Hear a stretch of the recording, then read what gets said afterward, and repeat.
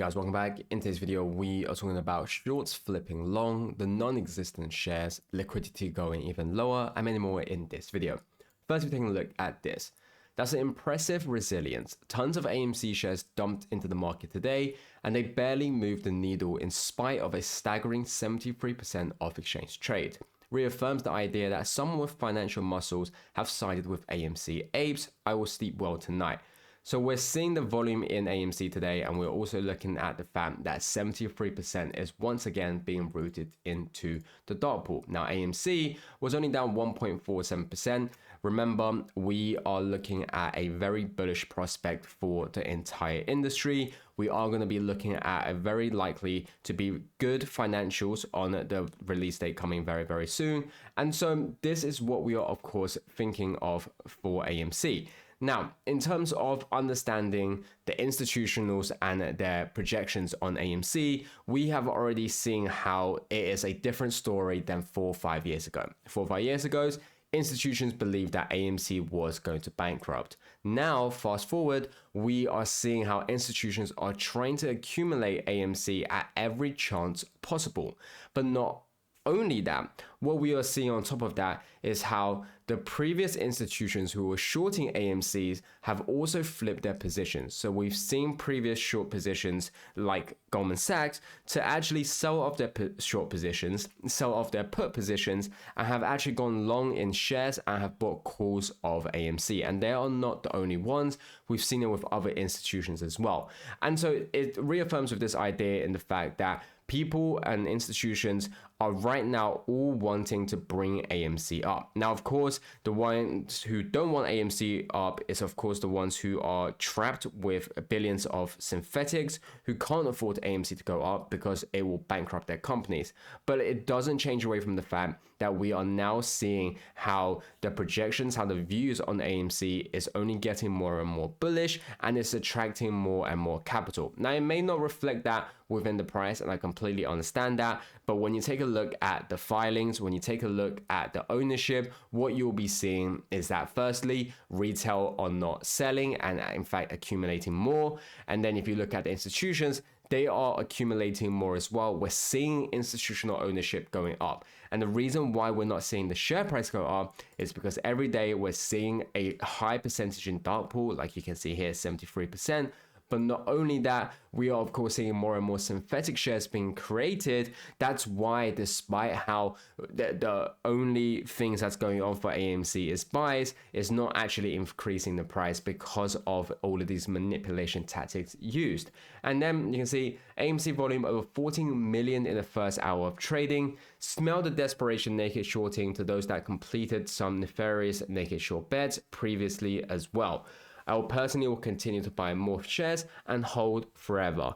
And like we've said earlier, this is essentially what has been happening for the retail. When you take a look at the net inflow, net outflow, what you will see is that yes, some people may be selling their shares, but that's being instantly bought up by other retails and even more on top of that. And that's how powerful we are. And that's why these short sellers are, of course, desperate. And remember, we have so many things happening. We have so many potential pivotal factors coming in, not just for AMC, but for the entirety of the market. Firstly, what we're looking at is here, breaking. Genius Group confirms in 6K filing that it will file market manipulation lawsuit by November 15th, 2025. And now we talked about this, but essentially it's about how Genius Group wants to attack the firms who has manipulated and brought their share price down through the use of naked short selling and of course any other tactics. And now the reason why we said this could be pivotal is because we have seen how the regulations have turned a blind eye towards these institutions. However, if we were to see these particular firms to bring up this matter, to go against it head on, and we could potentially see regulations side with these, protected firms for once, then that we could be seeing something happening. Because if you could see Genius Group actually protect themselves with this lawsuit and actually bring repercussion towards these short institutions, we can of course see AMC and GME do the same, and that will be on an even bigger scale, which could ultimately trigger the squeeze if we could see the forced covering of these shares. Furthermore, we said another example of the manipulation. You can see it certainly appears that IBKR has been selling the public non-existent shares of GameStop, i.e. fake shares crediting customer accounts, making it look like the customer has shares, when in fact IBKR never held the underlying GME security. Now, the reason why I talk about this is because of the warrant that we've seen. We've seen how warrants weren't actually being able to issue out on time, despite giving the heads up, despite all the warnings given beforehand. And this is why we talked about the lawsuit earlier, talking about how it could have effects on these matters. And another example, so you can even see, so despite the fact we're seeing AMC faced with a large off-exchange volume, what we're looking at is how even the GameStop warrants back then were facing the same problems as well. And so this is just another example of how dark pool is used to manipulate these shares, to manipulate the stocks in a way that it goes well for the short sellers and it goes against the retail. And it's why we, of course, want regulations to actually take action on this. Now, more on how the shorts are struggling. We talked about, firstly, the fact that AMC is doing well, the fact that AMC is being prosperous, it faced a lot of good projections, is encouraging a lot of and attracting a lot of investment.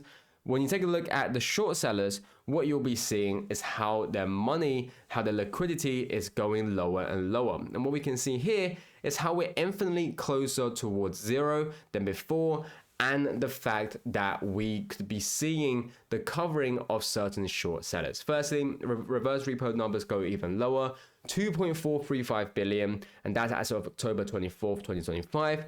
Going back a year ago, in October 25th, 2024, we were looking at 227 billion. And so you can see how the reverse repo is starting to slowly go down and down. And what was once relied by these short sellers, they relied on the reverse repo to obviously bring AMC down, to suppress AMC. We've seen how these easy liquidity were used to create synthetics of AMC to finance the short positions of AMC. And so as we're seeing this number go to zero, we're definitely going to be looking at a lot more short sellers to be struggling for their positions because they won't have the money to do so. Remember, it is very costly for the shorts to continuously create synthetics. It's why we're seeing the institutions who have been shorting AMC to either go bankrupt or be in a distressed position with their liquidity. And so if we're going to be seeing these capital go to zero, you're going to see how it's going to become more and more difficult for the short sellers to maintain what they've been doing. And it's why they're relying on the dark pool so much more recently, because they can't actually suppress it with synthetics, but rather they need to steal the buy volume away. Furthermore, you can see there's another example of how reverse repo or repo in general is being used as collateral. You can see a substantial portion of its security received by us as collateral has been sold or repledged. JEF sold or repledged $20 billion of client collateral on top of big repo funding to cover its liquidity hole. And now this applies for institutions such as hedge funds, such as different firms, and of course the banks as well. And so it's why we've talked about, if we're going to be seeing that number go to zero, if we're going to be seeing these shorts not being able to get the money, not being able to actually have collaterals, we're going to be seeing them fail to suppress AMC, and it's why we want to obviously see this happen. Another big thing, and what we're looking at, is record $5 trillion in hedge funds. Assets in the global hedge fund industry have surged to record $5 trillion as investors poured money into alternatives and funded post-solid gains, where hedge funds saw inflows of nearly $34 billion in the 3 months through September. Now, this is, of course, very, very interesting. The reason why I say this is because when you're looking at money flow into the hedge fund, normally you would think that this industry is prosperous.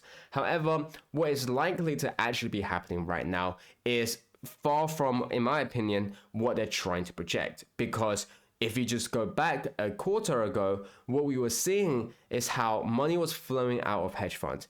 And then we were seeing how hedge funds were faced with liquidity issues, how hedge funds were forced to close out positions. We talked about this with Citadel as well. Hedge funds were facing positions that were massive losses.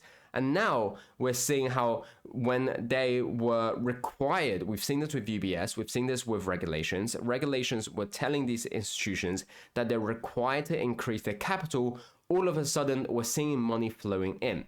And so for me, this isn't a money is flowing in because they see it as an opportunity, because they want to invest, because they want to maximize their gains. But rather, to me, this is showing money is flowing in because they needed the money to actually meet their margin requirements.